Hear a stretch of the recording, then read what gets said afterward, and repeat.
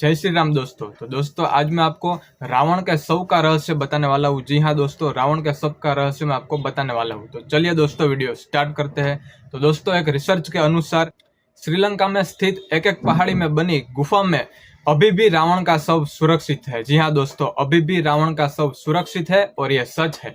यह गुफा श्रीलंका के रेगला के घने जंगलों में मौजूद है। बताया जाता है कि रेगला के घने जंगलों में 8000 फीट ऊंचाई पर स्थित गुफा में रावण का शव को रखा गया है। रावण के शव को मम्मी बनाकर एक ताबूत में रखा गया है।